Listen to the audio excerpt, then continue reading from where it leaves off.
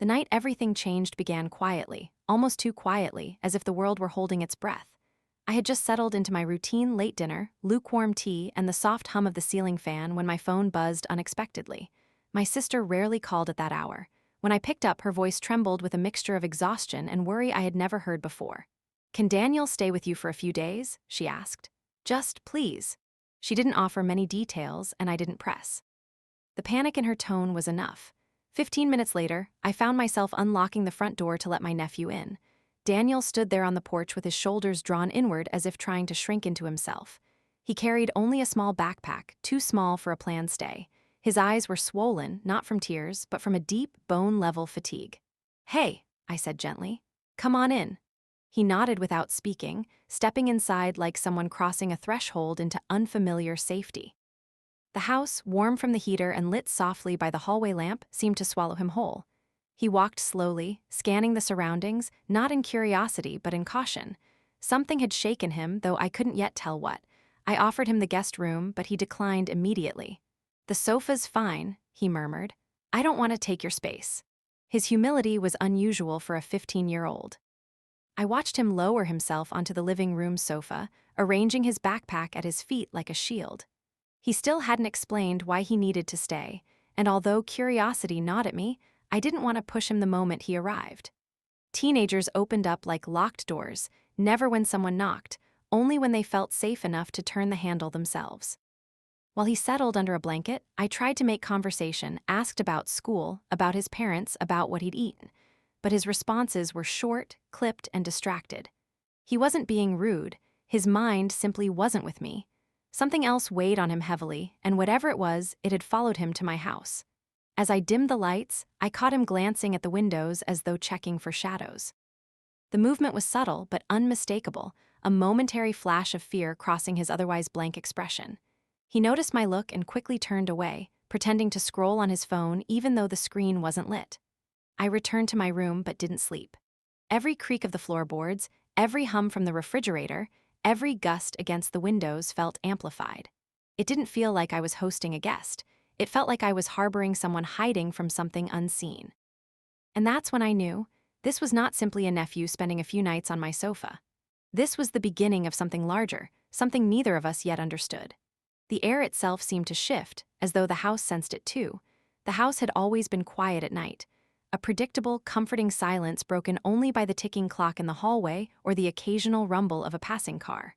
But that night, with Daniel sleeping on the sofa, the stillness felt heavier, like the walls themselves were listening.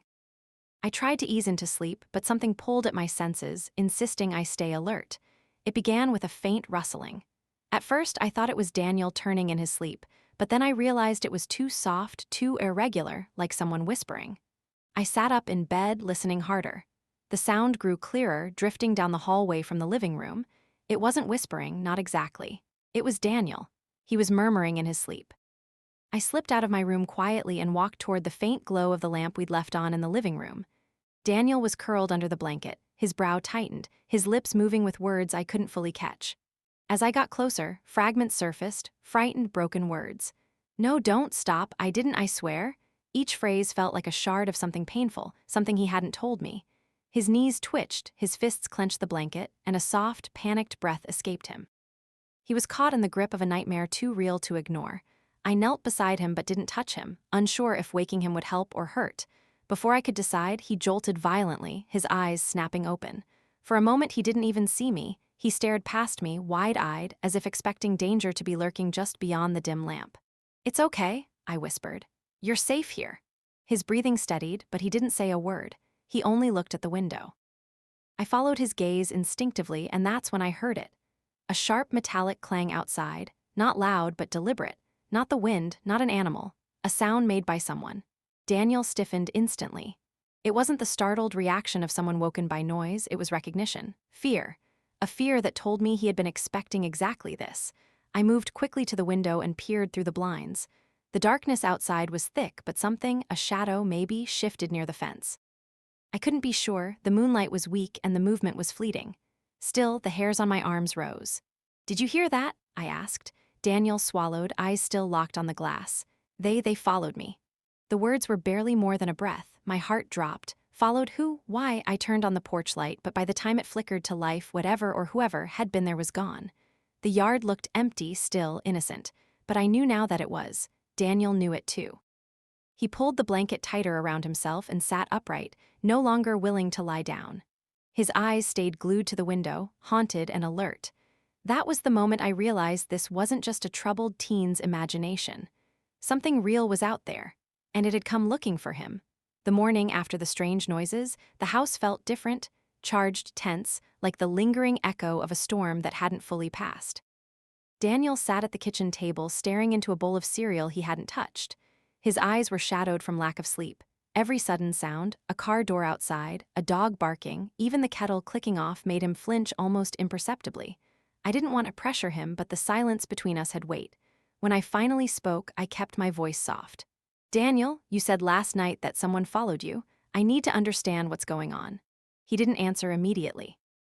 Instead, he shifted in his chair, running a hand through his messy hair, breathing in slow, shaky breaths. It was clear he was wrestling with something, whether to trust me fully or to keep it buried. After nearly a full minute, he whispered, "You won't believe me." "Try me," I said. He finally looked up, not like a child seeking comfort, but like someone ready to reveal something dangerous. "I didn't tell Mom and Dad," he said quietly, "because they think I'm being dramatic or making stuff up." "But I'm not," I nodded, encouraging him to continue. "It started a few weeks ago," he said. "After school, I stayed late to finish a project with a friend. When we were leaving, we cut behind the old gym, the side alley where the dumpsters are." His fingers tightened around the spoon in his hand.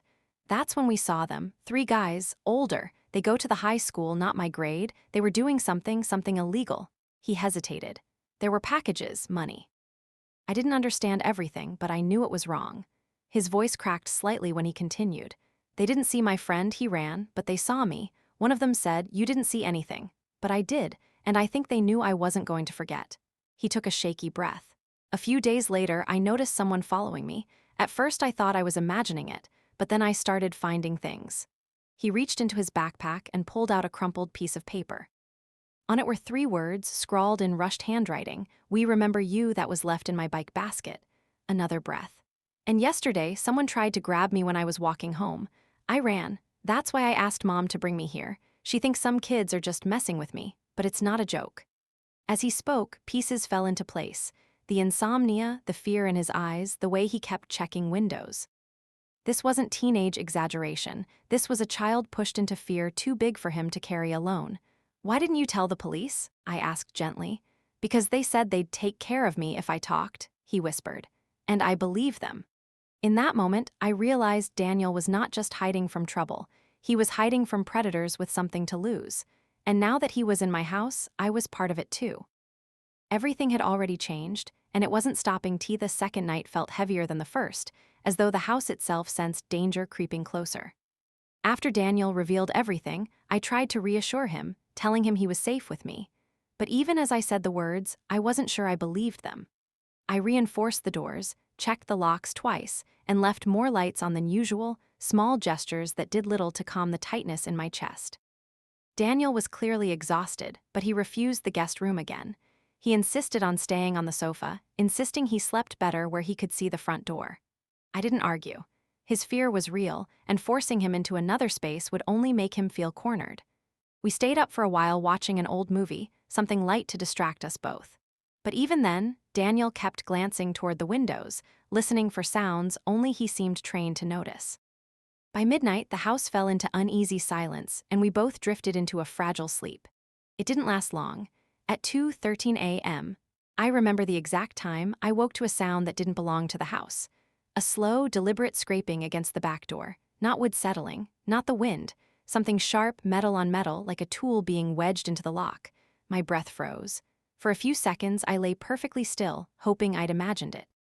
But then Daniel's whisper cut through the darkness. "Did you hear that?"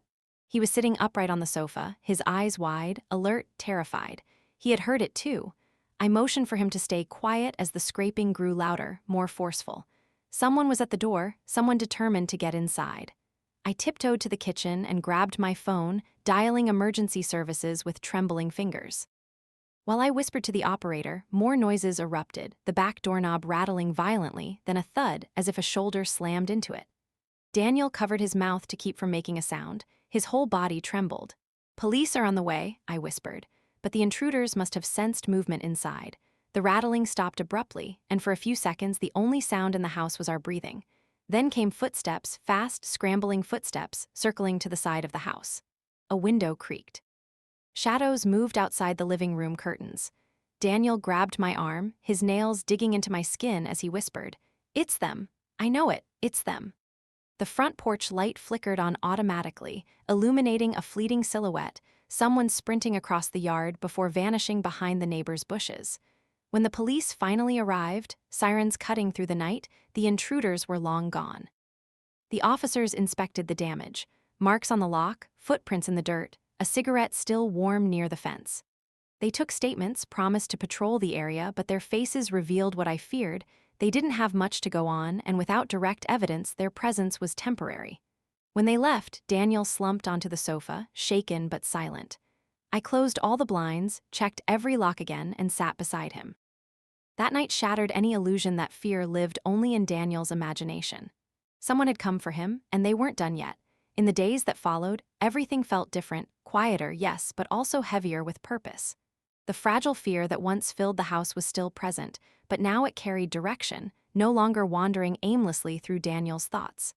After the confrontation with his parents, the next step was clear: to speak to the authorities and finally pull the truth into the light. The police arranged for a formal interview at the station.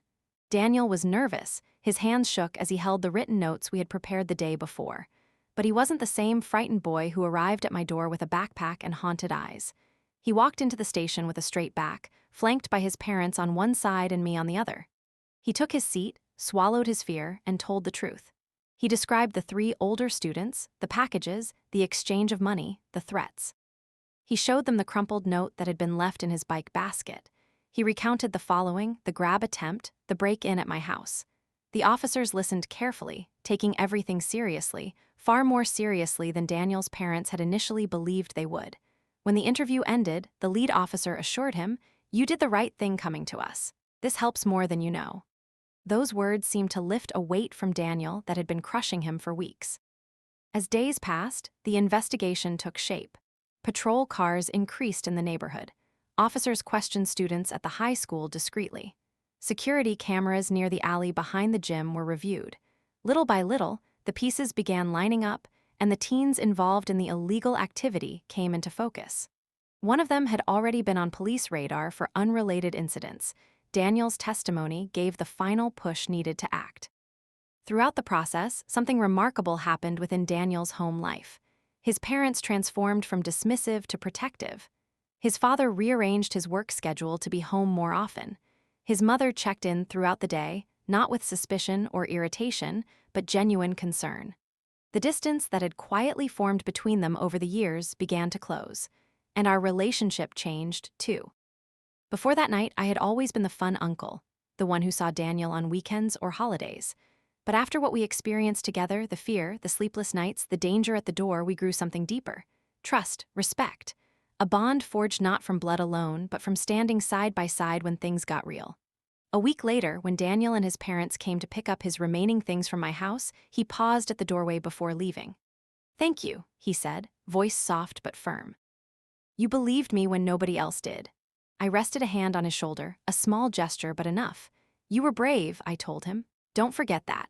As he walked to the car, I looked around the house. It felt different now, not violated but transformed. It had been the place where truth surfaced, where fear was acknowledged, where a boy found his courage, and where a family found its footing again. That night, the night Daniel slept on the sofa, didn't just change him. It changed all of us. It made us see one another more clearly, listen more carefully, and stand stronger together. And from that moment on, none of us would ever be the same. "You said,"